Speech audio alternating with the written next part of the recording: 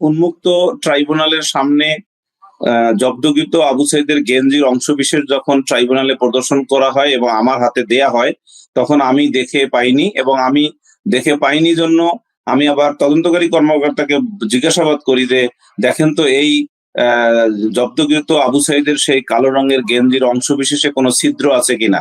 উনি খুব পর্যবেক্ষণ করেছেন গভীরভাবে, এবং ট্রাইব্যুনালের ওই সময় সাইলেন্ট ছিলেন সবাই, এবং উনি উত্তর দিলেন যে না, কোনো ছিদ্র নাই। ট্রাইব্যুনালে এই যে প্রদর্শিত গেঞ্জির অংশবিশেষে যে ছিদ্র নাই, তাহলে ছিদ্র না থাকলে একটা কোশ্চেন এসে যায় যে তাহলে কি গুলি ঢোকে নাই? ডেফিনেটলি তাহলে গুলি ঢোকে নাই, এই প্রিজাম্পশনটা বা এই মানে অনুমানটা চলে আসে।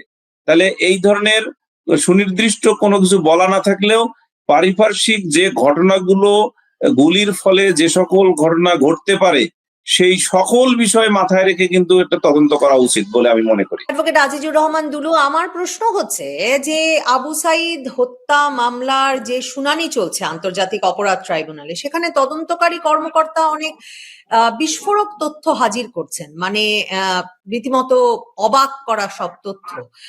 আপনি শুনানির সময় উপস্থিত থেকে কি ধরনের তথ্য তদন্তকারী কর্মকর্তার কাছ থেকে পেয়েছেন যেটা মামলাটিকে অন্য আলোতে দেখতে বাধ্য করে? হ্যাঁ, আপনি যে কথা বলেছেন সেই কথার পরিপ্রেক্ষিতে আমি তদন্তকারী কর্মকর্তা যিনি এই মামলার তদন্ত রিপোর্ট দাখিল করেছেন, মিস্টার রুহুল আমিন, ওনাকে আমি 2 দিন ক্রস এক্সামিনেশন করি।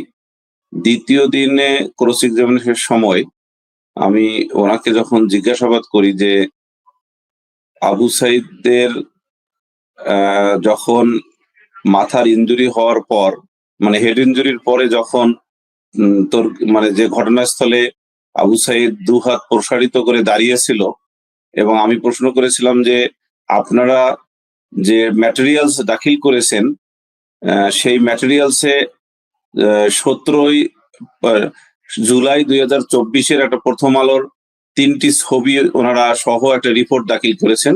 সেখানে দেখা যাচ্ছে যে, এবং অন্যান্য ভিডিওতেও তাই, আল জাজিরার ভিডিওতেও তাই, যে আবু সাইদ যখন 2 হাত প্রসারিত করে দাঁড়িয়েছিল ঘটনাস্থলে, অর্থাৎ বেগম রোকেয়া বিশ্ববিদ্যালয়ের 1 নম্বর গেটের সামনে যেখানে ঘটনা ঘটেছে, সেই জায়গায় তার 2 হাত প্রসারিত দাঁড়ানো অবস্থায় তার গায়ে যে কালো রঙের গেঞ্জিটি ছিল সেটি গলা থেকে কোমর পর্যন্ত পরিহিত অবস্থায় ছিল। প্রসিকিউশনের দাবি অনুসারে যে আমাদের যে 2 জন পুলিশ অফিসার, অর্থাৎ একজন কনস্টেবল, যদিও তারা পুলিশ অফিসার না, মানে ভুল করে মানুষ বলে তাই আমিও বললাম, তা একজন কনস্টেবল, একজন এএসআই, কনস্টেবল সুজন চন্দ্র রায় এবং এএসআই আমির হোসেন, এই 2 জনকে অভিযুক্ত করা হয়েছে যে তারা গুলি করে তাকে হত্যা করার ক্ষেত্রে সরাসরি ভূমিকা রেখেছেন। এখন ওই জায়গায় আমি প্রশ্ন করেছিলাম তদন্তকারী কর্মকর্তাকে যে আবু সাইদ যখন 2 হাত প্রসারিত করে দাঁড়িয়েছিল সেই সময় কালো রঙের যে গেঞ্জিটি তার গলা থেকে কোমর পর্যন্ত পরিহিত ছিল, সেই গেঞ্জিটি আপনি জব্দ করেছেন কিনা। তো উনি বলেছেন যে হ্যাঁ, আমি জব্দ করেছি, আংশিক জব্দ করেছি। তারপর আমি এই বিষয়ে সর্বশেষ প্রশ্ন করলাম, গেঞ্জিটি আপনি বাহির করেন। বাহির করা হলো উন্মুক্ত ট্রাইব্যুনালে। আমি গেঞ্জিটির অংশবিশেষ হাতে নিয়ে দেখলাম কোনো ছিদ্র নেই। তখন আমি তদন্তকারী কর্মকর্তা, আংশিকভাবে জব্দ করেছেন বলছেন, এর অর্থ কি? এর অর্থ হলো যে পুরো গেঞ্জিটি তারা, মানে প্রসিকিউশনের যে তদন্তকারী কর্মকর্তা জব্দ করেন নাই, আংশিক জব্দ করেছেন, অংশবিশেষ। শব্দটা এভাবেই লেখা আছে, তাই আমি অংশবিশেষ বলাটাকেই বেশি প্রায়োরিটি দিচ্ছি। কোন অংশ থেকে কোন অংশ ওনারা জব্দ করেছেন, পুরোটা কেন করেন? সেই বিষয়টাও তারা অর্থাৎ তদন্তকারী কর্মকর্তা মানে বলতে পারেন নাই। তদন্তকারী কর্মকর্তা বলেছেন যে এটা এই আইসিটি মামলা 1/2025 হওয়ার আগে আবু সাইদ হত্যা মামলায় 2টো মামলা হয়। রংপুর মেট্রোপলিটন এলাকার অধীনে রংপুর তাজহাট যে একটা পুলিশ স্টেশন আছে, সেই পুলিশ স্টেশনে 2টো মামলা হয়। এই 2টো মামলার একটি মামলাতে, যেটা প্রথম মামলা হয়, সেই মামলাতে ওই আগের যে তদন্তকারী কর্মকর্তা ছিলেন তিনি এটা জব্দ করেছেন অংশবিশেষ।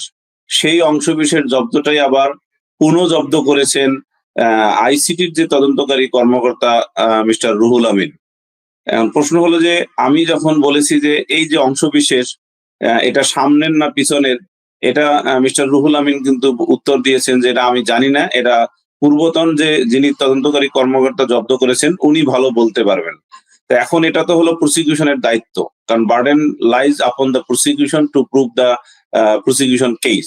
দেন আমি যখন কোশ্চেন করলাম যে এই গেঞ্জির যে অংশবিশেষ, আবু সাইদের পরনের যে গেঞ্জির অংশবিশেষ আপনারা জব্দ করেছেন বা পুনঃজব্দ করে আদালতে প্রদর্শিত করেছেন, এইটা এখন দেখান। তখন উনি দেখালেন এবং গেঞ্জিটির অংশবিশেষ আমি হাতে নিয়ে উন্মুক্ত ট্রাইব্যুনালে সবার সামনে নিজে দেখলাম যে কোনো পিলেট হোল নেই, ছিদ্র নেই বলতে পিলেট হোল নেই। তারপর আমি তখন তদন্তকারী কর্মকর্তাকে জিজ্ঞাসা করলাম, দেখেন তো এই জব্দকৃত আবু সাইদের সেই কালো রঙের গেঞ্জির অংশবিশেষে কোনো ছিদ্র আছে কি না। তদন্তকারী কর্মকর্তা অনেকক্ষণ ধরে দেখেছেন এবং ট্রাইব্যুনালে উপস্থিত সকলেই তখন সাইলেন্ট ছিলেন, কারণ এই কোশ্চেনটি ছিল খুবই ইম্পর্টেন্ট কোশ্চেন এবং তদন্তকারী কর্মকর্তা এই প্রশ্নের উত্তরে ট্রাইব্যুনালকে জানালেন যে কোনো ছিদ্র নেই। তো এ থেকে একটা জিনিস এসে যায় যে আসলে এর আগে আমি এই মামলার ব্রিফিং এও বলেছিলাম এবং এই তদন্তকারী কর্মকর্তাকে আবার সেই দিন একই দিনে জিজ্ঞাসাবাদ করেছি যে দেখেন তো যে এই মামলার সুরতহাল রিপোর্টে মাথার মৃত্যুর সম্ভাব্য কারণ কি বলা আছে। মানে তখন উনি স্বীকার করেছেন যে হ্যাঁ লেখা আছে যে হেড ইনজুরিতে তার মৃত্যু হয়েছে। তাহলে এই বিষয়টা কিন্তু তখন ইন্ডিকেটেড হয়ে যায়। আর গুলি লাগার ফলে যে তার মৃত্যুর যে ফ্যাক্ট, এই ফ্যাক্টটা এখন ডাউটফুল হয়ে যায়। অ্যাডভোকেট দুলো, এই যে আপনি যে প্রথম আলোর রিপোর্ট তারা জমা দিয়েছেন বলছেন তদন্তকারী কর্মকর্তা, কিংবা আল জাজিরার ফুটেজ জমা দেওয়া হয়েছে, এই সবগুলোই কিন্তু আমি প্রথম আলোরটা একদম মনে করতে পারি, কারণ অসংখ্যবার এর পরেও আবু সাইদ সংক্রান্ত রিপোর্ট করতে গিয়ে ওই প্রথম আলোর প্রতিবেদনটা দেখেছি।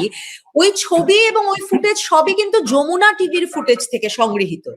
এবং আপনি যে বলছেন যে কোনো মানে বন্দুকের গুলির কোনো ছিদ্র পান নাই আপনি আবু সাইদের পরিহিত মানে আমি পাইনি বলতে, আমি উন্মুক্ত ট্রাইব্যুনালের সামনে জব্দকৃত আবু সাইদের গেঞ্জির অংশবিশেষ যখন ট্রাইব্যুনালে প্রদর্শন করা হয় এবং আমার হাতে দেয়া হয় তখন আমি দেখে পাইনি, এবং আমি দেখে পাইনি জন্য আমি আবার তদন্তকারী কর্মকর্তাকে জিজ্ঞাসাবাদ করি যে দেখেন তো এই জব্দকৃত আবু সাইদের সেই কালো রঙের গেঞ্জির অংশবিশেষে কোনো ছিদ্র আছে কিনা।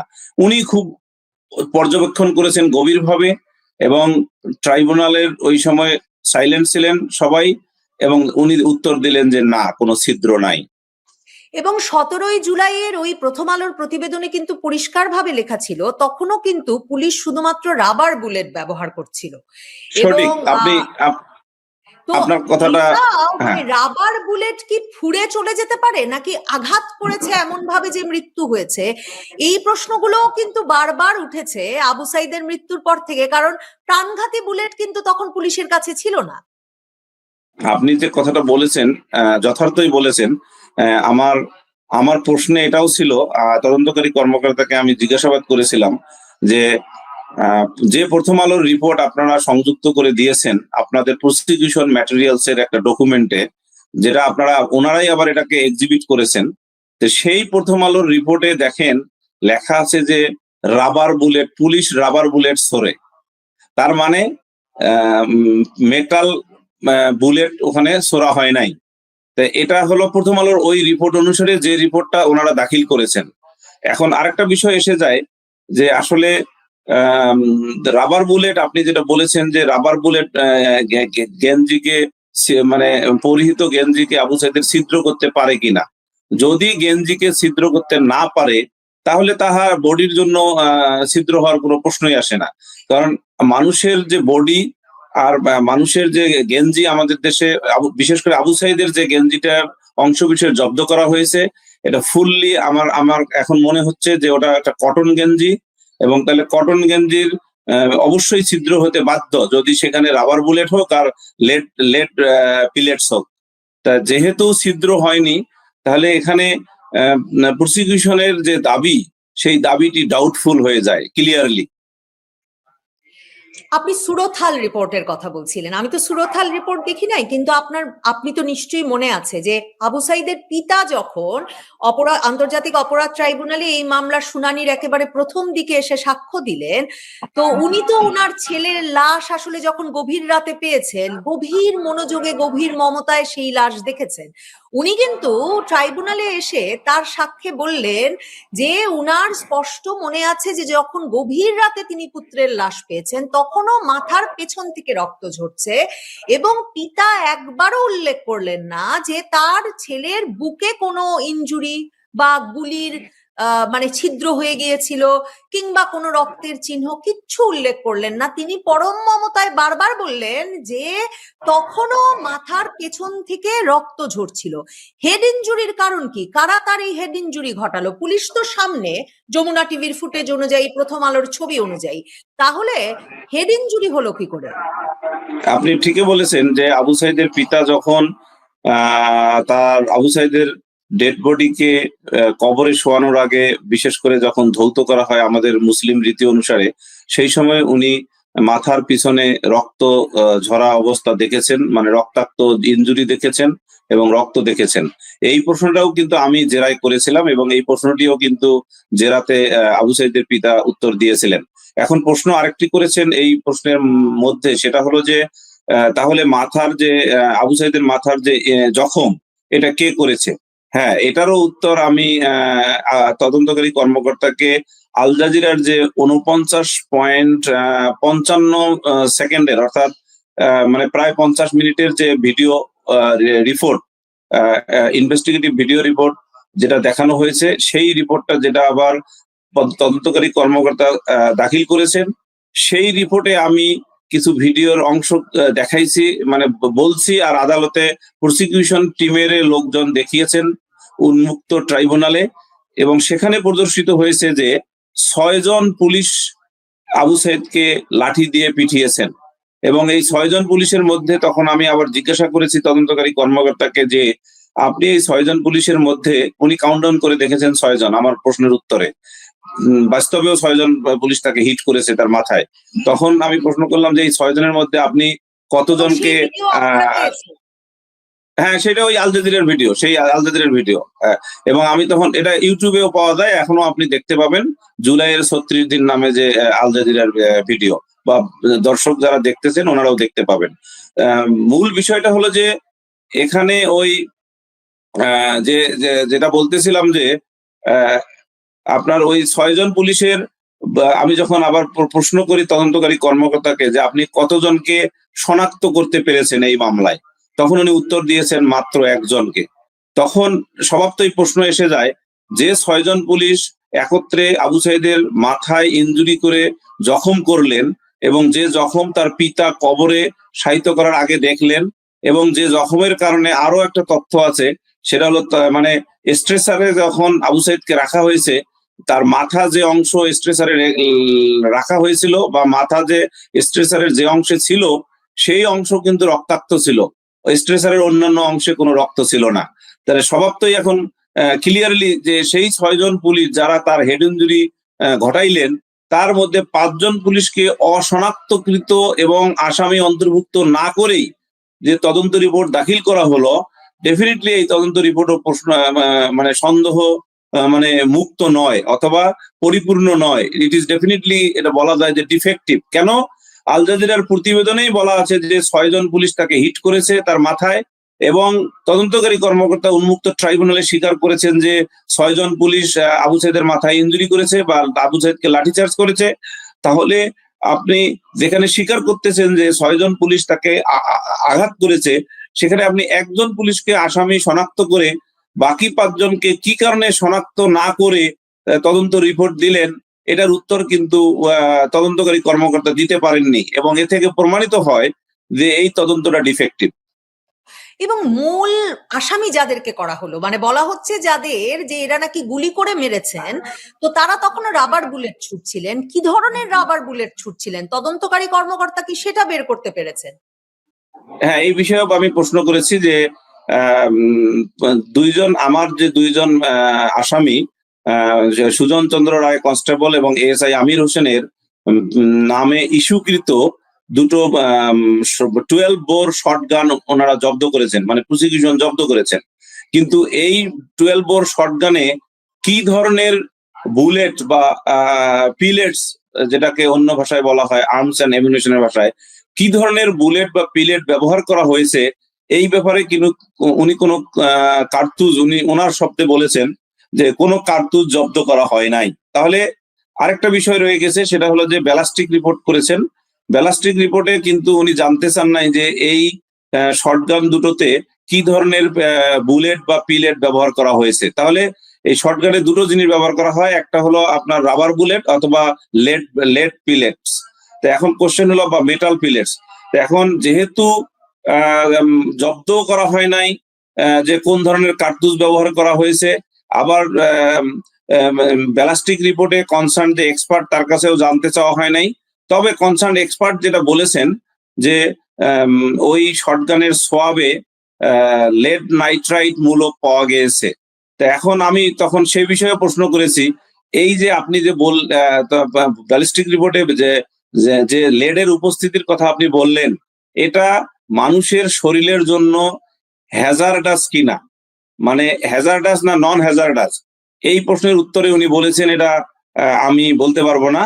তখন আমি আরেকটি প্রশ্ন করেছি যে এই যে আমি গুগল করে দেখেছি ওনাকে জিজ্ঞাসাবাদের আগে, যে বাংলাদেশ পুলিশের জন্য অথবা আনসারের জন্য যে 12 বোর যে শটগান কেনা হয়, এটা সাধারণত বিদেশ থেকে কেনা হয়, এবং এই শটগানের যে বুলেট বা পিলেটস সেটাও কিন্তু বিদেশ থেকে কেনা হয়।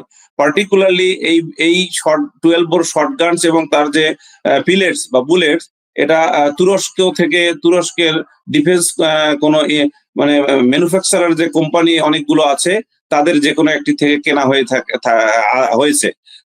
সেই কারণে গুগলের এই তথ্য নিয়ে আমি কিন্তু তদন্তকারী কর্মকর্তাদের জিজ্ঞাসাবাদ করি যে আপনি এই উৎপাদন উৎস আপনি খেয়াল করেন, শব্দ এভাবেই আমি প্রশ্ন করেছি, এবং অলরেডি আমি সার্টিফিকেট কপি পেয়েছি। আমি যা বলতেছি সবকিছু কিন্তু এখন সার্টিফিকেট কপির আলোকে বলতেছি। যে আমি তদন্তকারী কর্মকর্তাকে বলেছি যে এই যে আপনি যে 12 বোর শটগান এবং শটগানের যে পিলেটস বা বুলেটস, এর উৎপাদন উৎস সংক্রান্ত কোনো কাগজপত্র জব্দ করেছেন কিনা বা সংগ্রহ করেছেন কিনা, উনি বলেছেন না। তাহলে একটা জিনিস এসে যায় যে এই যে 12 বোর শটগানে কি ধরনের বুলেটস বা পিলেটস ব্যবহার করা হয়েছে, এইটা কিন্তু 16 জুলাই 2024-এ আবু সাইদ যখন পুলিশের মানে 6 জন পুলিশ কর্তৃক হেড ইনজুরি এবং তার পরবর্তী যে অভিযোগ অনুসারে যে ঘটনায় মারা গেছেন বা ডিসিস্ট হয়েছেন, এবং সেই ঘটনায় পুলিশ, তাহলে ডেফিনেটলি পুলিশের হাতে যে 12 বোর শটগান এবং যে বুলেটস বা পিলেটস সরবরাহ করা হয়েছিল, তাহলে সেটা বাংলাদেশ সরকারের একটা ক্রয় কমিটি আছে। সেই ক্রয় কমিটি ডেফিনেটলি সেটা, যেহেতু বাংলাদেশে উৎপাদিত আর্মস অ্যান্ড অ্যামুনিশন না, তাহলে তুরস্ক অথবা অন্য যে দেশ থেকেই কিনুক না কেন, সেই ক্রয় সংক্রান্ত কমিটিতে এই ডকুমেন্টস গুলো আছে, অথবা পুলিশের আইজিপির যে হেডকোয়ার্টার, পুলিশ হেডকোয়ার্টার্সে আইজিপির অধীনে বা কাস্টডিতে ওখানে আছে। সেই বিষয়টিও মাথায় রেখে আমি কিন্তু জিজ্ঞাসাবাদ করেছিলাম যে এই 12 বোর শটগানস এবং তার বুলেটস বা পিলেট সংক্রান্ত কোম্পানির যে ম্যানুফ্যাকচারার কোম্পানির কোন কাগজপত্র জব্দ করেছেন কিনা। কেন এই প্রশ্নটি মানে খুবই ইম্পর্টেন্ট, কারণ এই সকল শটগানস এবং এর যে বুলেটস বা পিলেট যে সকল কোম্পানি ম্যানুফ্যাকচারিং করে অন্যান্য দেশে সরবরাহ করেন, তাদের কিন্তু একটা আইএসও সার্টিফিকেট থাকে, তাদের কিন্তু ওখানে ক্লারিফিকেশন করা থাকে যে এই বুলেটস বা পিলেটসটি হ্যাজার্ডাস না নন হ্যাজার্ডাস। তা আমার কাছে মনে হয়েছে প্রাণঘাতী নয়। হ্যাঁ, প্রাণঘাতী নয়। নন হ্যাজার্ডাস যদি হয়, সেই নন হ্যাজার্ডাস কি পর্যন্ত, সেটা হতে পারে আমার কাছে যেটা মনে হয় যে এই ডকুমেন্টস গুলো যদি আমরা পাইতাম তাহলে সুবিধা হইতো, তাহলে ওখানেই আমাদের পরিষ্কার হয়ে যাইতো যে যে বুলেটস বা পিলেটস এর কথা বলা হয়েছে 12 বোর শটগানের জন্য, এটা তুরস্ক না অন্য কোন কান্ট্রি থেকে আনা হয়েছে, এবং সেটা হ্যাজার্ডাস না নন হ্যাজার্ডাস, এবং যদি সেটা নন হ্যাজার্ডাস হয়ে থাকে তাহলে এই যে আবু সাইদের পরিহিত গেঞ্জিতে যে কালো রঙের গেঞ্জিতে যে ছিদ্র নাই, তাহলে সেটা কিন্তু সমর্থন করে। এই কারণে আমি একটি আবেদন দিয়েছিলাম ট্রাইব্যুনালে 13 তারিখে 13/1/2026 ট্রাইব্যুনাল অন মেরিট এটা রিজেকশন করেছেন। বাট এটা ভবিষ্যতে হয়তো অনারেবল অ্যাপিলেট ডিভিশন যখন আপিলে শুনানি হবে সেই সময় হয়তো এই বিষয়টি আবার আসতে পারে বা বিবেচনায় আসতে পারে, যেহেতু ট্রাইব্যুনাল। অ্যাডভোকেট আজিজুর রহমান দুলু, খুব গুরুত্বপূর্ণ প্রশ্নে আপনি এনেছেন যে তার মানে আদালতে মামলাটি হয়েছে যেভাবে আবু সাইদ মারা গেছেন অভিযোগে, এখন সেই অভিযোগের যে অস্ত্র, সেই অস্ত্রের যে গুলি, কার্তুজ, প্যালেট যেটাই বলেন, সেটাই তার মানে এখন পর্যন্ত জব্দও করা হয় নাই, এবং সেটা ঠিক কি ধরনের ছিল সেটা বের করারও কোনো চেষ্টা তদন্তকারী কর্মকর্তা করেন নাই, আর আদালতও আপনার সেই আবেদন গ্রহণ করলেন না। এখন এটা আসলে একটা বিষয় আমি বলতে পারবো না যে তদন্তকারী কর্মকর্তা ব্যবস্থা বা চেষ্টা করেছেন কিনা, তবে এটা সত্য যে তদন্তকারী কর্মকর্তা যেহেতু জব্দ করেন নাই বা জব্দ করতে পারেন নাই, তাহলে ভিতরে উনি চেষ্টা করে থাকলেও সেটা ওনার ব্যাপার। কিন্তু একটা ক্লিয়ার মেসেজ যেটা, সেটা হলো যে কার্টিজ বলে এটাকে, বাংলায় হয়তো অনেকে বলে কার্তুজ, এই কারণে হয়তো তদন্তকারী কর্মকর্তা কার্তুজ বলেছেন। এই যে কার্তুজ জব্দ না করার ফল যেটা দাঁড়ালো, এই বিষয়টা হলো অজানা থেকে যাচ্ছে যে এটা আসলে রাবার বুলেট ছিল কিনা, না লেড পিলেট ছিল, বা মেটাল বুলেট ছিল, অথবা এটা হ্যাজার্ডাস ছিল না নন হ্যাজার্ডাস ছিল, কোনো কিছুই কিন্তু এখানে ক্লিয়ার হচ্ছে না। ফলে এই unclear position of the 12 bore guns and its bullets or pellets brings the doubtfulness, and this doubtfulness brings the favor to the accused concerned.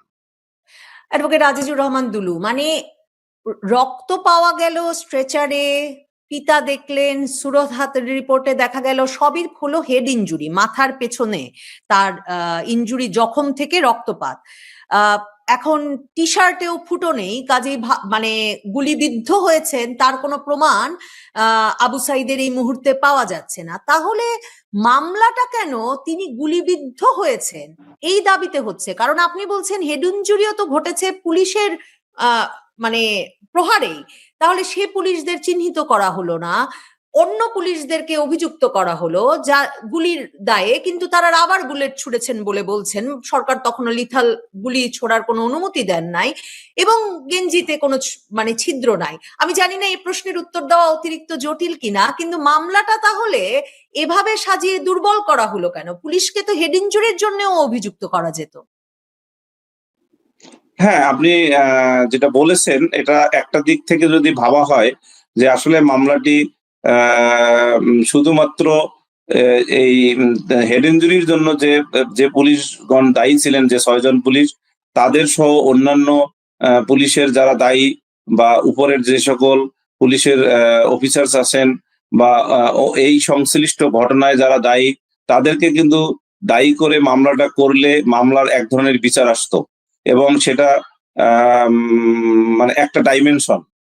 কিন্তু মামলা দুর্বল কেন করলো বা দুর্বল কেন প্রসিকিউশনের কাছে মনে হলো না, এইটা কিন্তু আমার পক্ষে বলা সম্ভব না, কারণ এটা প্রসিকিউশন কেস, যেভাবেই কেস করবেন এটা তাদের এখতিয়ার।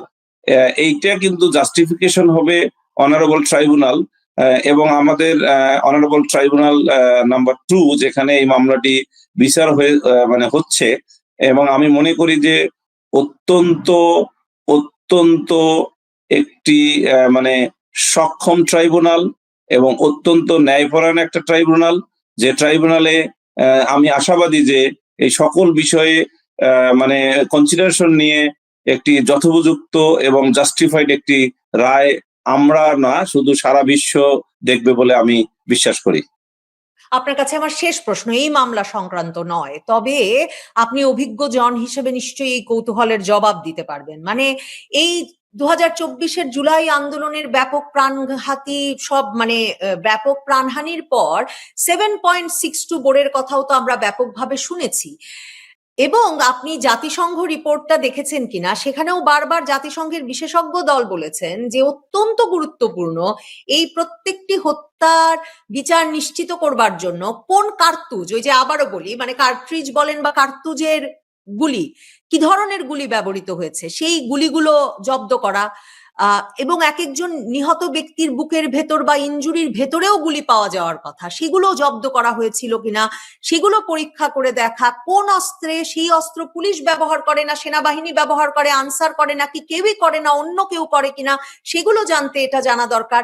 তাহলে এই যে অস্ত্র এবং গুলি জব্দ করায় এই কি বলবো, গাফিলতি তো বলা উচিত না, মানে এই ব্যর্থতা তো মামলাগুলো এবং রহস্য ভেদ করতে আসলে একটা বড় ধরনের খুঁত তৈরি করবে। দেখেন, আসলে আপনি আপনার প্রশ্নের মধ্যে বলেছেন যে শুনেছেন। এই যে শোনা কথার উপর আসলে একজন আইনের ছাত্র হিসাবে অথবা আইনের প্র্যাকটিশনার হিসাবে having a little bit experience of more than 9 years as judge, আমি আসলে এটা বলতে পারি না।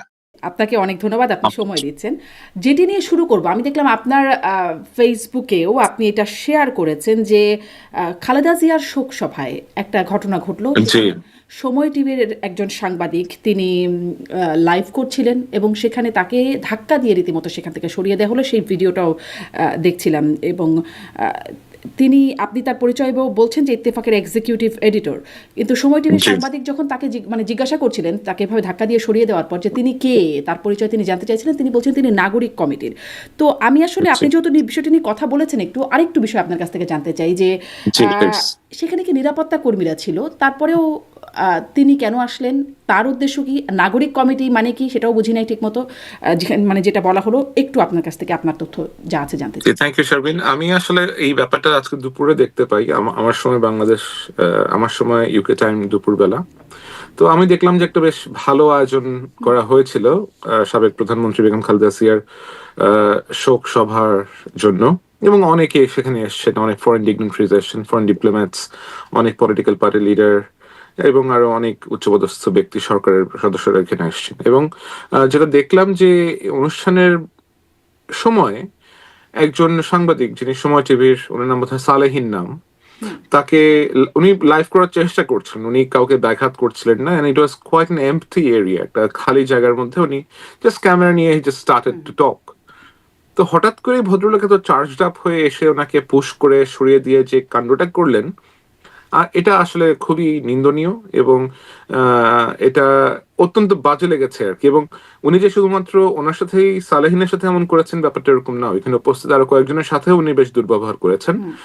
আমি একটা রিপোর্ট দেখলাম কিছুক্ষণ আগে, যেখানে আরো 2 থেকে 3 জন জার্নালিস্ট বললেন যে সে কয়েকজনের সাথে এরকম খারাপ ব্যবহার করেছে। এবং কিছুদিন আগে যখন বেগম খালেদা জিয়ার জানাজা হচ্ছিল, জানাজা নামাজের সময় তিনি একটি ইন্টারন্যাশনাল মিডিয়ার একজন ফটোগ্রাফারের সাথেও বেশ বাজে ব্যবহার করেছেন। তো এই যে একটা প্রবণতা এবং এই ধরনের যে আপনার, এবং তাকে আমি দেখলাম যে তারেক রহমান যে প্রেস মিট করেছিলেন লাস্ট উইকে, প্রেস মিটে দেখলাম উনি বেশ হাস্যোজ্জ্বল মুখে তারেক সাহেবের সাথে হ্যান্ডশেক করার চেষ্টা করছেন খুব, এবং সেগুলো তিনি পোস্ট করেছেন। এবং ওনার ফেসবুকটাতে আমি একটু যে স্কিম করে গিয়েছি আর কি, এবং তার ফেসবুক জুড়ে সম্পূর্ণই হচ্ছে আপনার রাজনৈতিক বন্দনা, রাজনৈতিক স্তুতি, বিভিন্ন লোকজনের করা। তো আমি তার একটু অতীতে গেলাম যে উনি অ্যাকচুয়ালি কি করতেন। তো উনি সাংবাদিকতাই করতেন, বাংলাদেশের সাংবাদিকতা করেছেন অনেক বছর, 97-98 থেকে সে সময় উনি মানব জমিনে ছিলেন, এক সময় ইত্তেফাকে এসেছেন এবং ইত্তেফাকের জন্য আদালত বিট করতেন উনি একটা সময়। তারপরে উনি আপনার 2001-2006 বিএনপি সরকারের সময় উনি জনাব মওদুদ আহমেদের বেশ ঘনিষ্ঠ ছিলেন, তখনকার যিনি মন্ত্রী ছিলেন জনাব মওদুদ আহমেদ, মারা গিয়েছেন উনি, ওনার সাথে বেশ ঘনিষ্ঠ ছিলেন। এবং ওই পরিচয়ের সুবাদে তিনি বেশ কিছু করাপ্ট অ্যাক্টিভিটিস এর মধ্যে ইনভলভ হয়ে যান, এবং যতটা জানি যে তার নামে দুদকও সে সময় মামলা করেছিল, এবং পরবর্তীতে তিনি দেশ ত্যাগ করে he left the country, he settle down in Australia, এবং সেখানে থেকে কলাম টলাম লিখছেন, অনেক টুকটাক কাজকর্ম করার চেষ্টা করেছেন, যেটা মূলধারা সাংবাদিকতা বলতে আমরা আমরা যেটাকে বুঝি ওরকম কোনো কিছু উনি সেখান থেকে অ্যাকচুয়ালি করেননি। তো 5ই আগস্ট পরবর্তী সময় উনি বাংলাদেশে ফেরত আসলেন। ফেরত এসেই ধরেন ইত্তেফাকের মতো একটা পত্রিকার এক্সিকিউটিভ এডিটর বনে গেলেন। আবার উনি বাংলাদেশ টি বোর্ডের ইন্ডিপেন্ডেন্ট ডাইরেক্টর হয়ে গেলেন। উনি পিকেএসএফ এর মতো একটা প্রতিষ্ঠানের পরিচালক হয়ে গেলেন, এবং ন্যাচারালি যখন তারেক সাহেব দেশে ফেরত গেলেন তখন উনি ওনার যে বলয়ে আছে, ওনার আশেপাশে যে লোকজন আছে তাদের ঘনিষ্ঠ হয়ে তাদের বেশ কাছে যাওয়ার চেষ্টা করলেন। এবং 5 আগস্ট পরবর্তী সময় যতদিন পর্যন্ত অন্তর্বর্তীকালীন সরকারের সাথে উনি ঘনিষ্ঠ হওয়ার চেষ্টা করেছেন, এবং অন্তর্বর্তীকালীন সরকারের সময় অ্যাকচুয়ালি তাকে পিকেএসএফ এর পরিচালক এবং টি বোর্ডের পরিচালকের মতো পদগুলো দেয়া হয়। আমার যেটা কনসার্ন সেটা হচ্ছে যে এই যে একটা লোক, সে এতদিন দেশের বাইরে ছিল, হঠাৎ করে পরিবর্তিত রাজনৈতিক সময় দেশে গিয়ে ব্লেন্ড করে যাওয়ার চেষ্টা করলো, তাকে কোন যোগ্যতায় অথবা কিসের ভিত্তিতে অ্যাকচুয়ালি এই জিনিসগুলো দেয়া হলো, অথবা এগুলা দেয়ার প্রিরিকুইজিটটা অ্যাকচুয়ালি কি ছিল, তাকে কেন এগুলো দেয়া হয়েছে। এবং আমরা তার যে ধরনের অ্যাপ্রোচ দেখতে পেলাম আজকে, এই ধরনের অ্যাপ্রোচ কিন্তু আমরা বিগত সরকারের সময়ও, বিগত স্বৈরাচার শাসকের সময় আমরা দেখেছি। তো তাদেরও একটা এরকম গোষ্ঠী ছিল, তারা এইভাবে বিভিন্ন মিডিয়াকে আপনার সাপ্রেস করার চেষ্টা করতেন, মানুষকে এইভাবে আক্রমণ করতেন, এবং একটা তোষামদি ক্লাস ছিল যারা তোষামত করে করে করে করে এমন কাজ করতেন যেন আপনার কি বলে আর কি, হীরক রাজার দেশে যেমন হীরক রাজ্যের যেই চাটুকাররা ছিল, লাইক তারা সেভাবে ব্যবহার করতেন। তো আমি দেখতে পাচ্ছি যে ওরকম একটা প্যাটার্ন কি এখন ইভলভ করার চেষ্টা করছে ঠিক, কিনা। আমিও আপনার কাছে এই প্রশ্নটাই করবো, ওরকম প্যাটার্ন আপনি যেই প্রশ্নটা করছেন আপনার কাছে সেটা কি মনে হয় সেটা জানতে চাইবো। কিন্তু আসলে আপনি তার কথা বলছিলেন, আসলে গণমাধ্যম, প্রিন্ট মিডিয়া বলি বা ইলেকট্রনিক মিডিয়া, সবখানেই তো আসলে এরকম একটা দখলদারিত্বর জায়গা চলে আসছে, যোগ্যতায় বা অযোগ্যতায় যেভাবেই হোক হয়ে গেছে, সেটি আমাদেরও একটা অভিজ্ঞতার ব্যাপার।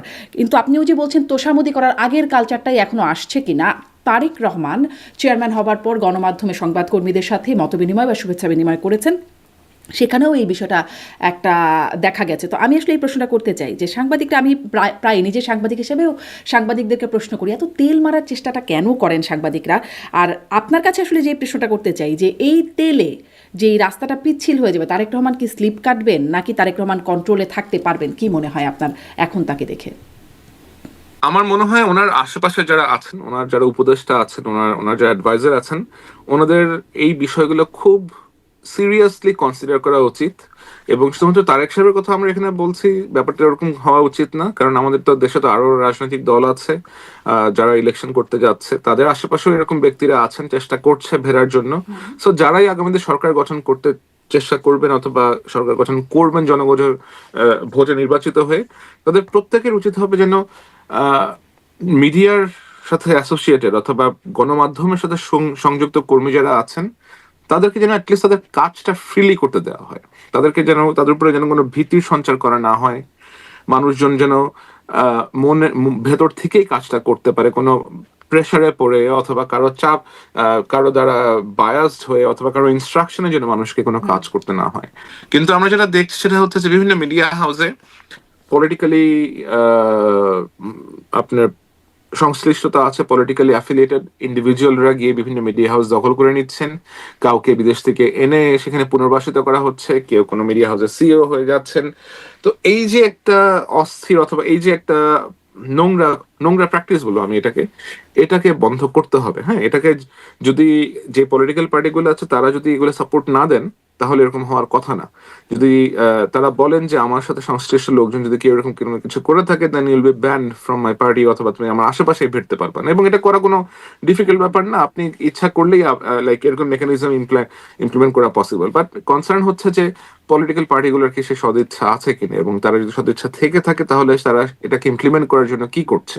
জি জি, এটাই তো খুব বড় একটা প্রশ্ন যে সদিচ্ছা আছে কিনা। নিশ্চয়ই সামনে ক্ষমতা নেবার পর দেখা যাবে বা দায়িত্ব নেবার পর দেখা যাবে সদিচ্ছা আছে কিনা। তবে একটা বিষয় গণমাধ্যমের দৃষ্টি আকর্ষণ করেছে যে তারেক রহমানকে যখন মাননীয় সম্বোধন করছিলেন মাননীয় চেয়ারম্যান, তিনি বলেছেন মাননীয় শব্দ বা এই ধরনের শব্দ ব্যবহার না করতে, এটি অনেকের দৃষ্টি কেড়েছে। আমি একটু যে তেলের বিপরীত কী হয় আমি জানি না, কিন্তু জনাব মাহমুদুর রহমান ওই সেই মতবিনিময় সভায় তিনিও কথা বলেছেন। তিনি বলেছেন যে শেখ মুজিবুর রহমান জানতেন না মুক্তিযুদ্ধ কিভাবে হয়েছে, আওয়ামী লীগের লোকজন যা বলেছে তাই তিনি মেনে নিয়েছেন, ফলে তিনি ব্যর্থ হয়েছেন। তারেক রহমানকে উদ্দেশ্য করে বলছেন, আপনি 17 বছর বাইরে ছিলেন, আপনি জানেন না কি হয়েছে, আপনার বিশিষ্ট লোকজন যা বলেছে সেটাই শুনছেন। 17 বছরের ইতিহাস বলছেন যে তিনি বর্ণনা করবেন যদি তাকে 15 মিনিট অন্য কোনো অনুষ্ঠানে সময় দেওয়া হয়। মানে তিনিও তো এই পুরো 17 বছর ছিলেন না, বাইরেও ছিলেন, বিভিন্ন মানে দেশের বাইরে ছিলেন। তিনি যেটি বলবেন মানে তিনি জানেন, তারেক রহমান জানেন না, এই বিষয়টি আপনি কিভাবে দেখছেন? এবং তারেক রহমানের পাশের বন্ধুরা বা বিশিষ্ট ব্যক্তিরা তারা আসলে ঠিক বিশ্বাসযোগ্য নয়, এমনই কি ইঙ্গিত? আমি যেহেতু ইউকেতে থাকি এবং এখানে থেকে জার্নালিজম করছি, তো আমার পেশাগত কারণে তারেক রহমানের সাথে আমার বেশ কয়েকবার দেখা হয়েছে, কথা হয়েছে, পার্সোনালি আমার ইন্টারেক্ট করার সুযোগ হয়েছে, 1-to-1 বসার সুযোগ হয়েছে, আমি অনেকক্ষণ কথা বলেছি ওনার সাথে, উনি আমাকে অনেকক্ষণ সময় দিয়েছেন। তো ওনার ভেতরে যে ধরনের পরিকল্পনা আছে, উনি যে ধরনের বিষয় ধারণ করেন, the way the kind of optimistic man he is, ওনার এগুলা কোনো কিছুর প্রশ্রয় দেওয়ার কথা না একেবারেই। The man that I have met, the man with whom I had multiple discussions for hours, he is not someone যে এগুলা প্রশ্রয় দিবে। তো আমার মনে হয় যারা চেষ্টা করছেন তারা হয়তো একটা লেয়ার পর্যন্ত পৌঁছতে পারবেন, কিন্তু মনে হয় না যে তিনি এ ধরনের তোষামত করা অথবা এ ধরনের চাটুকারিক কার্যকলাপের জন্য কোন রকমের স্পেস রেখেছেন তার আশেপাশে। আর মাহমুদুর রহমান সাহেবের বিষয় যেটা বললেন, ওই যে যেটা বললাম যে ওনার সাথে ইন্টারাকশন করার আমার সুযোগ হয়েছে, so he is a very well informed man. উনি অত্যন্ত সচেতন, উনি অত্যন্ত জানেন বাংলাদেশে কি হচ্ছে, কোথায় কি হচ্ছে। What I know for a fact যে উনি ওনার প্রত্যেক যে গ্রাসরুট লেভেলে ইউনিয়ন পর্যায়ে নেতাদের নামও উনি জানেন, তাদের সাথে উনি সরাসরি ইন্টারাক্ট করেন এবং this people can directly reach him. এবং অবশ্যই তার তো বাংলাদেশে লক্ষ লক্ষ নেতা কর্মী ছিল, তার বাংলাদেশে এত বিশাল বড় একটা পলিটিক্যাল পার্টি, তো নিশ্চয়ই তিনি সবসময় তো যোগাযোগ তো ছিলই। মাহমুদুর রহমান সাহেব তার বললে হবে না যে 17 বছর ছিলেন না, আপনি কিছু জানেন না। মাহমুদুর রহমান সাহেব নিজেও তো অনেক বছর ছিলেন না, উনিও হয়তো অনেক কিছু জানেন অথবা জেনে অনেক কিছু এখন অনেক কিছু অন্যভাবে করার চেষ্টা করছেন বাংলাদেশের ভেতরে। জি, আপনারা আসলে আরেকটা বিষয় যদি, যেহেতু মাহমুদুর রহমানের সম্পর্কে আসলে খুব ছোট্ট করে কয়েক 30 সেকেন্ড বা 1 মিনিটে যদি বলেন যে তার তুরস্কের নাগরিকত্ব নিয়ে কথা হয়েছে, মানে এটি কি কোনো মানে সমালোচনার জায়গা? অনেকেই তো ডুয়াল সিটিজেন আছে, আমাদের সরকারে আছেন। হ্যাঁ, না, আমি আপনাকে যেটা বলতে পারি যে ডুয়াল সিটিজেনশিপ থাকতে পারে, মানুষের থাকা সম্ভব। আমাদের কনস্টিটিউশন যেহেতু ডুয়াল সিটিজেনশিপধারীদেরকে সরকারের বিভিন্ন পদে, মন্ত্রী অথবা উপমন্ত্রী, প্রতিমন্ত্রী, রাষ্ট্রের যে কোনো পদে নিয়োগ করা, এদের কনস্টিটিউশনাল যে পদগুলো আছে সেখানে নিয়োগ করা বার করে। সুতরাং সে সমস্ত পদে দ্বৈত নাগরিকদেরকে নিয়োগ করার কোনো সুযোগ নাই। যদি কেউ এটা জেনেও করে থাকেন, তারা ঠিক কাজটি করেন নাই। এখন দ্বৈত নাগরিকত্ব আপনি অনেকভাবে পেতে পারেন। দ্বৈত নাগরিকত্ব আপনি যুক্তরাজ্য, যুক্তরাষ্ট্র, অস্ট্রেলিয়া অথবা ইউরোপের কোনো দেশে বসবাস করলে, সেখানে আপনি একটা নির্দিষ্ট সময় পর্যন্ত বসবাস করলে ল্যাঙ্গুয়েজ টেস্ট দিয়ে, সেখানে যদি আপনি ভালোভাবে ট্যাক্স দিয়ে থাকেন এবং সুনাগরিকের মতো বসবাস করে থাকেন, আপনি 8 বছর, 10 বছর, 5 বছর পরে গেলে সেখানকার নাগরিকত্ব পেয়ে যাবেন। এর জন্য আপনাকে কোনো অতিরিক্ত অর্থ খরচ করতে হবে না। এখন বিশ্বের বেশ কিছু দেশ আছে যেখানে আপনাকে অর্থ খরচ করতে হতে পারে নাগরিকত্ব গ্রহণ করার জন্য। এই দেশগুলো হচ্ছে ক্যারিবিয়ান আইল্যান্ডের কিছু কান্ট্রি, যেমন অ্যান্টিগা, বারবুডা, বার্বাডোস, তারপরে Trinidad and Tobago, Saint Kitts and Nevis, এরকম আরো বেশ কয়েকটা কান্ট্রি আছে, সেন্ট হেলেনা, এরকম কয়েকটা দেশ। আর তুরস্কের মতো দেশে আপনার এখন খুব সম্ভবত $7 লক্ষ মতো বিনিয়োগ করতে হয়। আমি if I am not wrong, ইউরোপের দেশ সাইপ্রাসে 2 মিলিয়ন ইউরো ইনভেস্ট করলে একমাত্র পথ না, ইনভেস্টমেন্টের মাধ্যমে করা যায়, আরো তো অনেক প্রক্রিয়াও তো হওয়া যায়। না, ইনভেস্টমেন্টের মাধ্যমে ওই সমস্ত দেশে করা যায়। ওই সমস্ত দেশে যদি আপনি ইনভেস্ট করেন, টাকা বিনিয়োগ করেন অথবা টাকা দেন, তাহলে তারা আপনাকে নাগরিকত্ব প্রদান করবে। আর কোনো উপায় নেই নরমালাইজেশন, মানে আর কোনো উপায় নেই নাগরিকত্ব? ওই সমস্ত না, ওটা অনেক সময় সাপেক্ষ ব্যাপার, অনেক সময় লাগবে। আপনাকে থাকতে হবে, ল্যাঙ্গুয়েজ টেস্ট দিতে হবে, আরো অনেক প্রসেস আছে। যেটা আমি আপনাকে বললাম, যেমন আমি যুক্তরাজ্যে আছি, আমি চাইলে এখানে টাকা দিয়ে I can not buy the citizenship. ওদের দেশে স্কিম ছিল কয়েক বছর আগেও, যেখানে আপনাকে 1 or 2 মিলিয়ন পাউন্ড দিলে they will give you ILR ওই প্রসেস আপনি করতে পারবেন। আপনি যে দেশে আছেন, আমেরিকাতেও আপনি ওদের $5 লাখ দিলে আপনি গ্রিন কার্ড পান, এরকম কোনো কিছু একটা ব্যাপার আছে। ইনভেস্ট করলে তারা দেয়, বাট পাসপোর্ট সরাসরি খুব কম দেশে তো দেয়। আপনার কাছে কি এমন কোনো তথ্য আছে যে তিনি আসলে টাকা দিয়ে নাগরিকত্ব পেয়েছেন? আর যদি সেটা পেয়ে অবশ্যই থাকেন তিনি, তাতেও কি কোনো সমস্যা আছে? না, টাকা দিয়ে নাগরিকত্ব করলে সমস্যা যেটা হতে পারে, অথবা সমস্যার কনসার্ন যেটা, সেটা হচ্ছে যে আপনি টাকাটা তো বাংলাদেশ থেকে, বাংলাদেশের যে ফরেন এক্সচেঞ্জ অ্যাক্ট আছে, বাংলাদেশের ফরেন এক্সচেঞ্জ অ্যাক্ট অনুযায়ী আপনি বাংলাদেশ থেকে বছরে $12,000 বেশি নিতে পারেন না আইনগতভাবে। এবং এরকম আমি অসংখ্য, আমার মতো সাংবাদিকরা এরকম আরো অসংখ্য অনুসন্ধান করেছেন, এবং আমরা দেখেছি যে বাংলাদেশ থেকে অর্থ নিয়ে দেশের বাইরে গিয়ে অনেক ব্যবসায়ীরা, পলিটিশিয়ানরা পাসপোর্ট কিনেছেন, বিদেশে তারা বিনিয়োগ করেছেন, যেটা সম্পূর্ণভাবেই অবৈধ, সম্পূর্ণভাবেই অন্যায়। আর জনাব মাহমুদুর রহমান সাহেবের বিষয়টা কনসার্নিং, অথবা এটা নিয়ে আমি কথা বলেছি এই কারণে, কারণ উনি নিজেকে একজন অত্যন্ত সৎ ব্যক্তি হিসেবে জাহির করে থাকেন। উনি নিজে কখনো অন্যায় করেননি, কোনো অপরাধের সাথে যুক্ত না, হয়তো না, কিন্তু এই যে টাকা দিয়ে বিদেশের নাগরিকত্ব গ্রহণ করা, এটা কিন্তু একটা অপরাধ। জি, আপনি যদি আপনার এই বাংলাদেশের অপরাধের ব্যাংকের, কথা তুলছেন, কিন্তু দুদক, আমি বলছি মানে সম্প্রতি আনিস আলমগীরের বিরুদ্ধে, সাংবাদিক আনিস আলমগীরের বিরুদ্ধে দুদকও একটা মামলা করেছে, এবং মামলার বিষয়বস্তু হচ্ছে তার আয়, যেটি আয় তার সাথে তার অর্জিত সম্পত্তির পার্থক্য দেখা যাচ্ছে, যার কারণে মামলা হয়েছে। মানে দুদক কি এরকম জনে জনে আসলে পার্থক্য খুঁজে বেড়ায়, নাকি এটা আসলে টার্গেটেড বলে মনে হচ্ছে? আপনি বাংলাদেশে তো মাহমুদুর কথা বলছেন, বা আরো অনেকের কথাই বললেন যে অনেকেই এরকম করে, তাদের ক্ষেত্রে কি দুদক এরকম কিছু ব্যবস্থা নেয়? দুঃখজনক ভাবে আমাদের দেশটা তো আসলে খুব সিলেক্টিভ ভাবে চলে। হ্যাঁ, যে এখানে ধরেন আপনার কাছে পাওয়ার আছে, আপনার আশেপাশে ক্ষমতা আছে, তো আপনি 7 খুন করেও মাফ পেয়ে যেতে পারেন আর কি। আমাদের দেশটা এমন একটা দেশ। আমাদের দেশে আইনের শাসন বলতে তো, আইনের শাসন খুবই দুর্বল। আর আইনের শাসন যে নাই এ করে তা না, আইনের শাসন খুবই দুর্বল, খুবই নাজুক, এবং এই পরিস্থিতিটার অবশ্যই পরিবর্তন হওয়া উচিত। এবং যে কাউকে টার্গেট করলেই, যাকে পছন্দ হচ্ছে না তাকে টার্গেট করে তাকে আক্রমণ করা, মামলা দিয়ে দেওয়া, যেমন আনিস আলমগীর সাহেবের ক্ষেত্রে যেটা হয়েছে, তাকে উনি একটু কথাবার্তা বলেছেন এই সরকারের, যায় সরকারের বিরুদ্ধে যায়, ওনাকে নিয়ে জেলে ঢুকিয়ে দেওয়া হলো বিভিন্ন ধরনের বাজে রকম চার্জ, ভুয়া চার্জ, যেটা কোনো রকম বেস নাই। আপনার কি জানা আছে, মানে মানে বা আপনি কি ধারণা করতে পারেন যে কার সিলেকশন বা কার টার্গেট, সরকার তো একসাথে সবাই মিলে করে না, এইরকম আসলে মানে এই টার্গেটগুলো করা হচ্ছে? এটা আসলে বলা মুশকিল যে কার টার্গেট হতে পারে, অথবা কে কারা এগুলা করে থাকে না, বাট নিশ্চয়ই উনি যাদের সমালোচনা করেছেন তারাই হয়তো কেউ পছন্দ করে নাই। জি, জি, আমি একটু আপনার সহকর্মী আল জাজিরার একজন সাংবাদিক, তিনি ইন্টারভিউ করেছেন আমাদের প্রেস সচিব শফিকুল আলমকে, এবং সেখানে কয়েকটা বিষয় নিয়ে কথা বলতে চাই।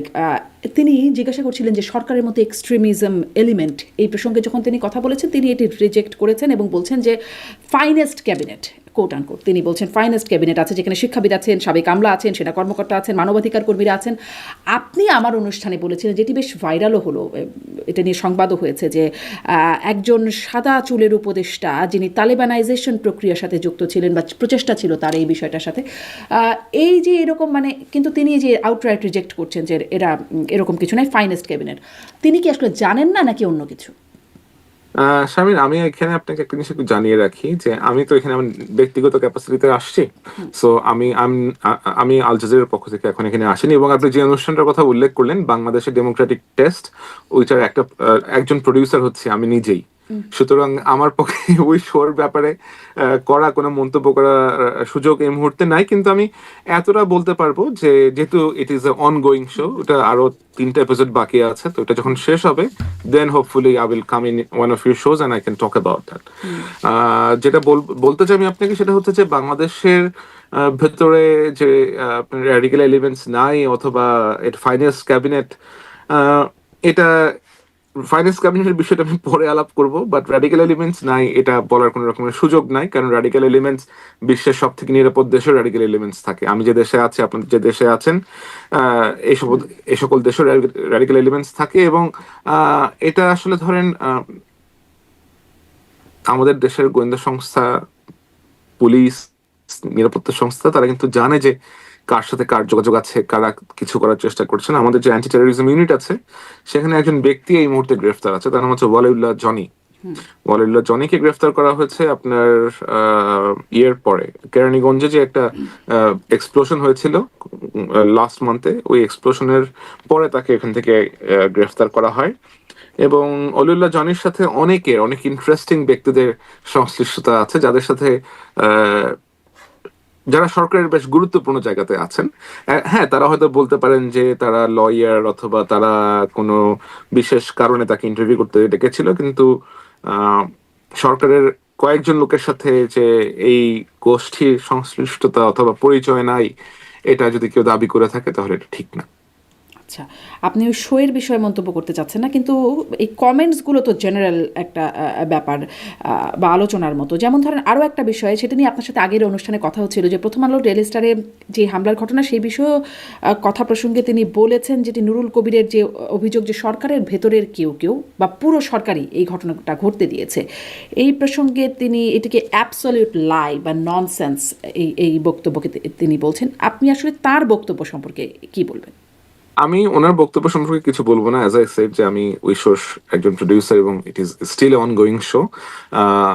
যেটা আমি আপনাকে বলতে পারি সেটা হচ্ছে, যখন প্রথম আলো এবং ডেইলি স্টারের অফিসে আগুন দেওয়া হয়, তখন কিন্তু সবার প্রথমে আমাদের যিনি স্বরাষ্ট্র উপদেষ্টা আছেন ওনাকে জানানো হয়, এবং যেহেতু প্রেস সচিব নিজেও একজন জার্নালিস্ট ছিলেন, ওনাকেও জানানো হয়, এবং উনি চেষ্টা করেছেন, উনি ওনার নিজের চেষ্টাটা উনি করেছেন, কিন্তু স্বরাষ্ট্র উপদেষ্টাকে তখন ঘুম থেকে ডেকে তুলতে হয়েছিল, এটা আমি জানি।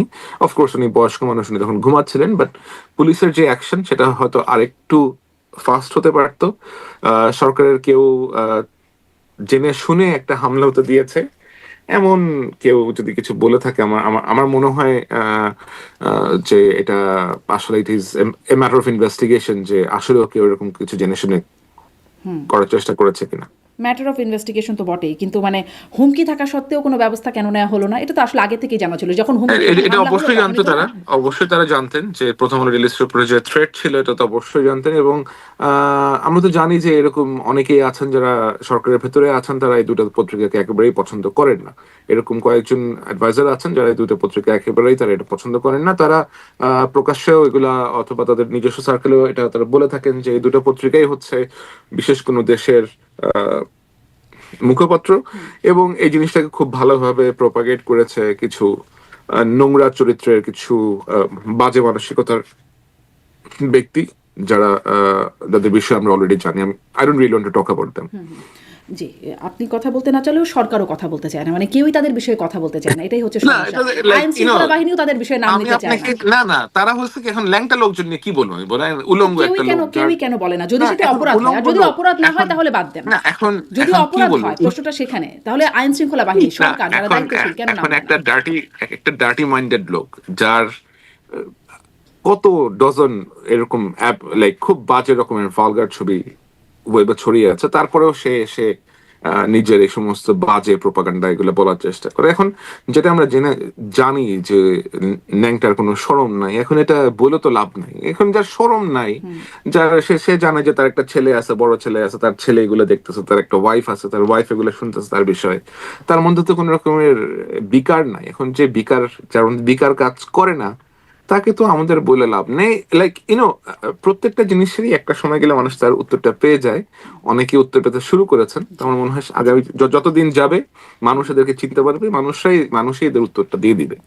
কিন্তু আসলে বিষয়টা তো এখানে আইনি বিষয় আছে, শুধু মানুষ বা শরমের বিষয় তো না। আমি আসলে এই জন্যই প্রশ্ন করছি যে আইন কেন চুপ থাকে যদি এটা অপরাধ হয়ে থাকে, আর যদি অপরাধ না হয়ে থাকে, এটা যদি একটা যথাযথ অ্যাকশন হয়ে থাকে তাহলে কথা ভিন্ন। যেহেতু বলা হচ্ছে এটি অপরাধ, তাহলে কেন আইন চুপ আছে, সেটি ছিল আমার প্রশ্ন। আপনি বলছিলেন যে ওই যে ওয়ালিউল্লাহ জনির সাথে বা এক্সট্রিমিজমের মানে রেডিক্যাল এলিমেন্টস থাকে প্রত্যেক সরকারি, এবং আমাদের গোয়েন্দা সংস্থা জানে, অ্যান্টি টেররিজম ইউনিটের কথা তারা অনেক কিছু জানে, তো জানে কিন্তু কিছু করে না কেন? জানে কিন্তু কিছু করে না, ব্যাপারটা এরকম না। এখন আমাদের দেশে যে পরিস্থিতি আছে এই মুহূর্তে ল এনফোর্সমেন্ট এজেন্সিরা ধরেন তারা আরো হিউম্যান পুলিশিং এর দিকে ঝুঁকছে, যেটা আমরা সবসময় চেয়েছিলাম যে আপনি পুলিশিং করবেন, but with accordance with the human rights practices. তো সে কারণেই তারা জিনিসগুলোকে বেশ সহনশীল ভাবে দেখার চেষ্টা করছেন, এবং যে প্রসেসটা তারা এখন ফলো করছেন বেশ হলিস্টিক ওয়েতে তারা এদেরকে জিজ্ঞাসাবাদ করছেন, তথ্য সংগ্রহ করার চেষ্টা করছেন, and I believe with time they will be able to extract the required information from them. আচ্ছা, আপনি এটাকে ইতিবাচকভাবে দেখছেন যে কাজ চলছে। একটু এই প্রসঙ্গে আসি, এবার একটু ক্রিকেটের দিকে যাই। ক্রিকেটে একটা বেশ উত্তেজনা চলছে, আইপিএল থেকে মুস্তাফিজকে বাদ দেয়া, তারপরে তামিম সেটি নিয়ে মন্তব্য করায় তামিম ইকবালকে একজন বিসিবির পরিচালক এবং আর্থিক কমিটির চেয়ারম্যান নাজমুল ইসলাম তিনি বলে দিলেন তিনি ভারতের দালাল, সেটা নিয়ে আপত্তি, মানে ঘটনা পরম্পরাগুলো একটু ছোট করে বলছি। যে তারপরে দেখা গেল যে সাংবাদিকদের প্রশ্ন জবাবে সেই পরিচালক বলছেন যে ক্রিকেটার একটাও বিশ্বকাপ আনতে পারে নাই, তাদেরকে যে টাকা খরচ হয় সেটা কি ফেরত চেয়েছি, এরকম মানে প্রসঙ্গগুলো আসার পরে একটা উত্তেজনা তৈরি হলো। ক্রিকেটাররা দাবি করে বসলো তার পদত্যাগের, তিনি পদত্যাগ করলেন না, শেষ পর্যন্ত ক্রিকেটাররা খেলবেন না, এরকম একটা বিষয় আসলো যখন ক্রীড়া উপদেষ্টাও তার সমালোচনা করলেন আসিফ নজরুল, এবং তাকে অব্যাহতি দেওয়া হলো। কিন্তু আমরা দেখেছিলাম সেই প্রবাসী অনলাইন অ্যাক্টিভিস্ট, প্রভাবশালী অ্যাক্টিভিস্ট পিনাকি ভট্টাচার্য তিনি বলেছিলেন দেখি নাজমুল ইসলামকে কে সরায়, কিন্তু সরানো হলো। তারপরে দেখা গেল যে মিরপুর স্টেডিয়ামের বাইরে ভাঙচুর, এবং নাজমুল ইসলামকে কেউ সেভাবে না চিনলেও সেখানে তার পক্ষে অনেক মানুষ এসে বললো যে নাজমুল ইসলামকে অব্যাহতি দিলে ক্রিকেটকেই অব্যাহতি দেওয়া হবে, মানে সেগুলো আমরা ক্যামেরায় লাইভ দেখলাম টেলিভিশনগুলোতে। আসলে কেন হলো এত ঘটনার, কি হলো, ভেতরে কি আছে এটা কি জানেন? আমার মনে হয় একটু পেছনের দিকে আমার একটু বলা উচিত যে বাংলাদেশ জাতি হিসেবে আমাদের সকলে মিলে আমাদের উৎসব মুখর ভাবে আনন্দ করার যে কতগুলো উপলক্ষ এসেছে, এর সিংহভাগ এসেছে আমাদের ক্রিকেটের জন্য। তো ক্রিকেট আমাদের জীবনে, আমাদের বাচ্চাদের, আমাদের যারা বেড়ে উঠছে তরুণদের মনে যেভাবে প্রভাব রেখেছে, যে ধরনের মুহূর্তগুলো এনে দিয়েছে, এই খেলার সাথে যারা যুক্ত, এই খেলার বেশিরভাগ প্লেয়ারকেই দেশের লোকজন অনেক পছন্দ করে থাকেন, সম্মান করে থাকেন। এবং আমরা জানি যে আমাদের প্লেয়াররা কিন্তু অনেক দেশের চাইতে আমাদের দেশের প্লেয়াররা অনেক ক্লিন, তাদের ব্যাটিং রেকর্ডস বেশ লো। ব্যাটিং এর সাথে জড়িত হওয়ার রেকর্ড যে নাই তা না, আমাদের আশরাফুল, সাকিবের মতো প্লেয়াররাও ইনভলভ হয়েছিল। তো বাট আদারওয়াইজ আমাদের ক্রিকেটারদের চারিত্রিক সমস্যারও ওরকম একটা শোনা যায় না, যেটা পার্শ্ববর্তী দেশের কথা অথবা পাকিস্তানের কথা যদি আপনি নেন, আমাদের ক্রিকেটাররা they have been trying to prove themselves. এখন যেটা হয়েছে 2014-15 পরবর্তী সময় থেকে ক্রিকেটের মধ্যে ক্রিকেট এমন ভাবে রাজনৈতিকরণের শিকার হয়েছে যে এই খেলাটা আসলে আপনার খেলা কম, পলিটিক্স বেশি হয়ে গেছে। ক্রিকেটারদেরকে পলিটিসাইজ করার চেষ্টা হয়েছে, যেটা আমরা দেখেছি যে মাশরাফির মতো, সাকিবের মতো ক্রিকেটাররা ধ্বংস হয়ে গেছে। ধ্বংস মানে যে লাইক এক্সপ্লয়েট হয়ে গেছে, they have been exploited by the politicians in a very bad way. আরো অনেক ক্রিকেটারকেও আপনি পলিটিসাইজ করার চেষ্টা করা হয়েছে। কিন্তু এই সিচুয়েশনটা এখন এমন একটা অবস্থায় এসে পৌঁছাইছে যে আপনি your star players, Tamim Iqbal বলেন, আপনি আমাদের বুলবুল ভাই যিনি বলেন এখন আছেন, এছাড়া মোস্তাফিজ, মিরাজ, এদেরকে তো আপনার ভিলিফাই করার কোনো সুযোগ অ্যাকচুয়ালি নাই। হ্যাঁ, এই প্লেয়াররা আমাদের দেশের জন্য অনেক ইফোর্ট দিয়েছেন। এখন আপনি একজন প্লেয়ারকে বলে দিলেন যে সে হচ্ছে অমুক দেশের দালাল, অমুক দেশের চর, এটা তো আপনি বলতে পারেন না। আপনি এটা বলার আগে আপনাকে তো জিজ্ঞেস করতে হবে যে আপনি অ্যাকচুয়ালি কে, আপনার এই খেলার জন্য অথবা এই স্পোর্টের জন্য আপনার কন্ট্রিবিউশনটা কি ছিল। আপনি তো বিসিবি পরিচালক যে হলেন, আপনি আসলে কিভাবে বিসিবি পরিচালকটা হলেন, এই বিসিবির পরিচালক হওয়ার পেছনের কাহিনীটা কি, আপনাকে কেন করা হলো, আপনার কি কোনো বিশেষ রাজনৈতিক গোষ্ঠীর সাথে সংশ্লিষ্টতা ছিল, আপনার জন্য কি কেউ সুপারিশ করেছে, এটাও দেখা উচিত যে এদেরকে কারা এনেছে অ্যাকচুয়ালি বোর্ডে। হ্যাঁ, কারণ আমি যখন বিসিবি ইলেকশনটা হয় তার আগে আমি বেশ কিছু বিষয়ে কথা বলেছিলাম যে ক্রিকেট যেন কোনোভাবে পলিটিসাইজ করে না হয়। এবং আপনি দেখবেন যে এই বোর্ডের মধ্যে পলিটিক্যাল বিএনপির তরফ থেকে আমার মনে হয় যে আমি বিএনপির বিষয়ে বলেছিলাম, তাদের ইনফ্লুয়েন্স কিন্তু বেশ কম, তাদের লোকজন ভাবে ইনফ্লুয়েন্স হয়নি, কিন্তু তারা ওইভাবে ওদের পরিবারের কয়েকটা ছেলে আসার কথা ছিল, ওইখানে বিভিন্ন সালাউদ্দিন সাহেবের ছেলে আরো 2-1 জনের ইনভলভ হওয়ার কথা ছিল। But since it was like it became quite controversial, none of them came to be the board members. On the other hand, যেটা হয়েছে, এমন বিতর্কিত লোকেরা এসেছে এখানে, যেমন আমজাদের মতো একটা ছেলে আছে ওখানে, আমজাদ বোধহয় he even have criminal charges against him if I'm not wrong, and he was very much close with the previous regime.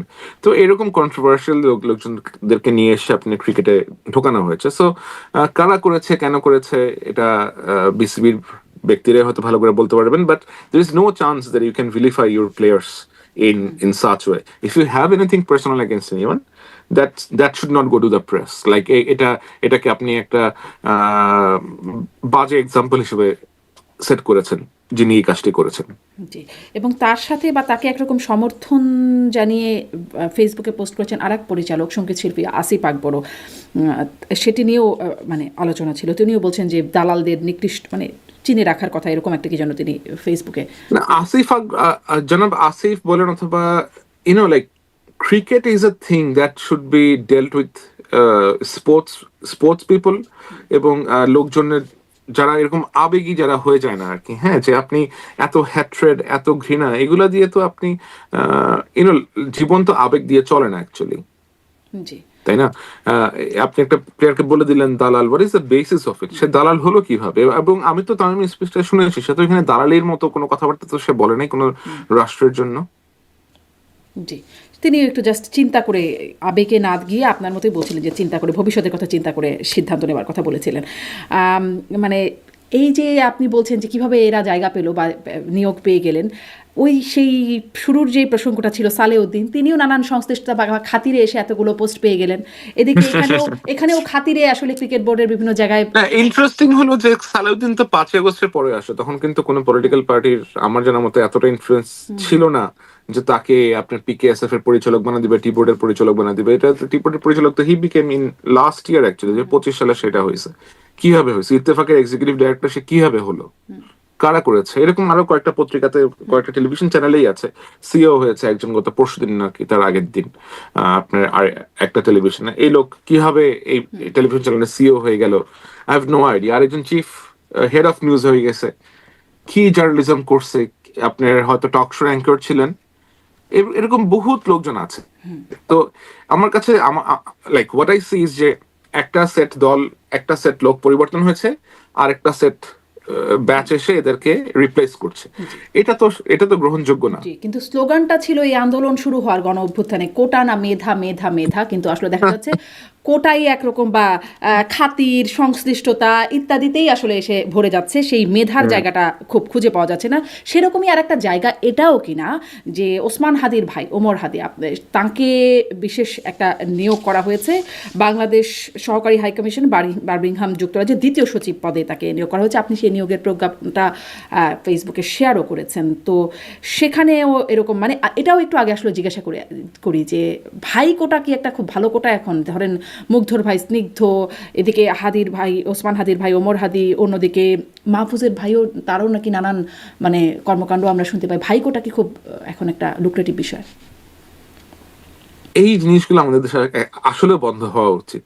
এই জিনিসগুলো আসলে বন্ধ হওয়া উচিত। ওসমান হাদির বিষয়টা, সে একজন অবশ্যই তুখোড় ছাত্রনেতা ছিল এবং অত্যন্ত দুঃখজনক ভাবে তাকে হত্যা করা হয়েছে। যে ব্যক্তি হত্যা করেছে তাকে আমরা আইডেন্টিফাই করেছি অলরেডি।